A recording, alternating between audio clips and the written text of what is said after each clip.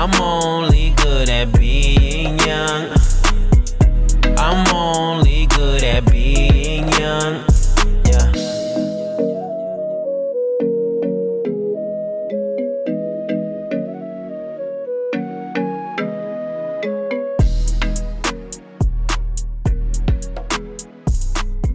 Welcome to 20 All Things. My name is Kevin, and this is a web project dedicated to 20-somethings. Now today I have the pleasure and honor of bringing back Lori Adams-Brown.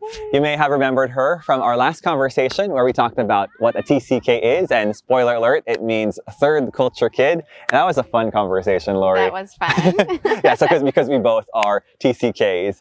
And so for today's episode, we're going to talk about how to make a difference in your 20s. And, you know, we're starting out off with where we are. We're in a different location. So we're already doing something different there. Yes, that's right. Awesome. So for the people listening or watching, Lori, can you tell us a bit about yourself? Yeah, so I grew up, if you watch the other episode, in Venezuela. So third culture kid, meaning I was born in the States, U.S. passport, but raised in Venezuela. My parents did expat work there. So I grew up in international schools. Lived in the States for a little while, but spent 20 years working and living in Asia, Southeast Asia. So international relief and development kind of work. And I've been here in the Bay Area now for a couple of years. I currently work in client solutions in Fremont. And I'm just starting something new, something different, and I'm excited. That's awesome. Something different. That's right. Yeah. You know, I have learned so much from Lori over the years. And, you know, back when we last interviewed each other, or sorry, last time I interviewed you was 2 years ago. That was like through Zoom, like the project was on Facebook. And now here we are in person. Yeah, and, better. you know, a different location. It's really great to be outside and meeting in person in this capacity. Yeah. So let's start off with, what does it mean to make a difference? Yeah, I mean, I think it means a lot of things, but inherently embedded in making a difference, I think involves a bit of self-sacrifice, and maybe at times a lot of self-sacrifice, because if you're really wanting to make a difference in the lives of others around you and your neighborhood, your family, your community, your nation, or certainly your world, it takes quite a bit of not just always thinking of yourself. So you have to be good at, I would say, you know, listening to others, getting to know others, getting into the lives of others in a way that's, you know, you kind of are in the trenches in a way, getting your hands dirty, so to speak, metaphorically or actually, but also just being willing to change, being willing to even change your own thought patterns, because in the process of making a difference with others, my experience is that I have been changed as a person, hopefully for the better, by getting to know a lot of different people and working shoulder to shoulder in a lot of situations around the world. So that's what it's meant to me. Yeah, well, that's awesome. And this concept of changing, I think, is really pivotal and important in a person's life, especially in their 20s. And that's why, to me, in this concept, I wanted you particularly to learn from you in this concept of change. So how does that, or how has that concept of mindset shift and all of that of change played out in your 20s? Yeah, a lot happened in my 20s. So in my 20s, you know, I graduated from college, graduated from my master's degree, got a job in Indonesia, in a very rural part of Sumatra. Spent a couple of months on the island of Java learning Indonesian, where a lot of the NGO workers go to study the language for a little bit before you go to kind of your assignment. You know, I landed in Indonesia like right before Ramadan began. So it was a whole immersive experience. I was living with a Javanese family for total immersion to learn the language. So I learned all about Ramadan, all about fasting, all about, you know, how everything just changes that whole month. And so it was sort of a deep dive from the very beginning.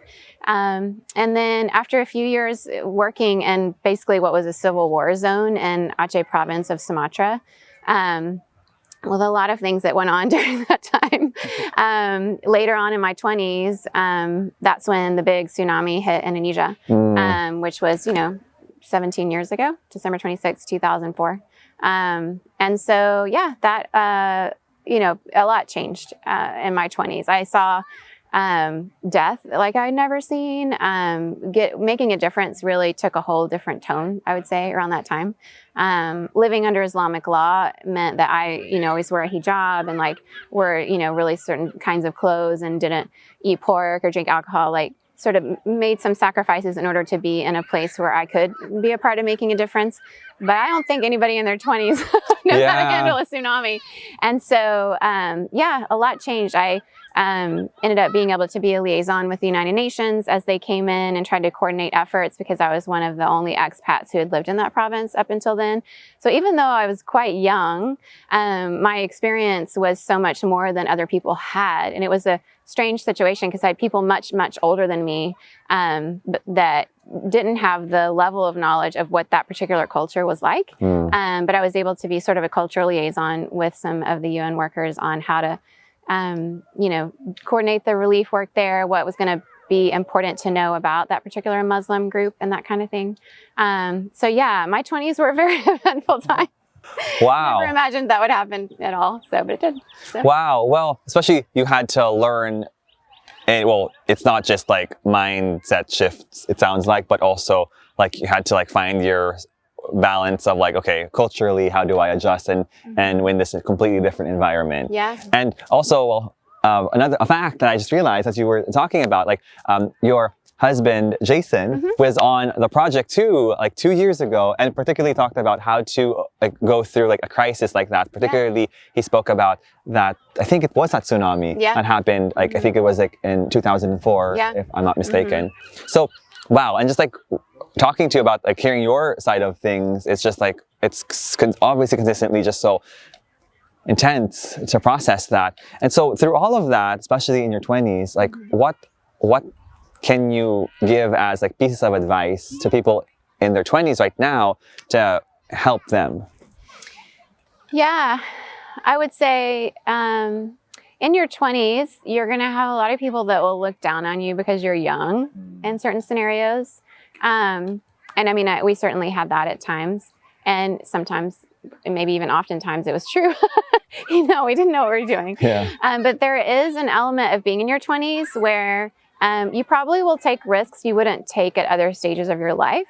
And so for me, it was a really good time to leave the United States, the comforts of the Bay Area, and go all the way to Sumatra, because I had an adventurous spirit at that age. I mean, I still do, but it's different now once you have kids, I have 3 teenagers now, and it's different. It's not as easy just to pack up and go do something really significant and adventurous like that. So I would say, it's important to dream big, I would say, in your 20s. Also, as people might look down on you because you're young, always take that seriously, because it's true, you don't know everything. And so, I mean, I know a lot of people in their 20s already do this, but just to seek out mentors. We did that, my husband and I, in our 20s, and we still benefit from it years later. It's allowed us to be mentors of others because of what was passed on to us. Because you don't know everything. But our mentors were the kind that really wanted to learn from us in our 20s. And so it was a very give and take kind of relationship. And so realize you have a lot to offer, but also be humble enough to know that you don't know everything. And then I would also say, like, just absorb and learn. And one of the best ways to learn is just to really listen to other people.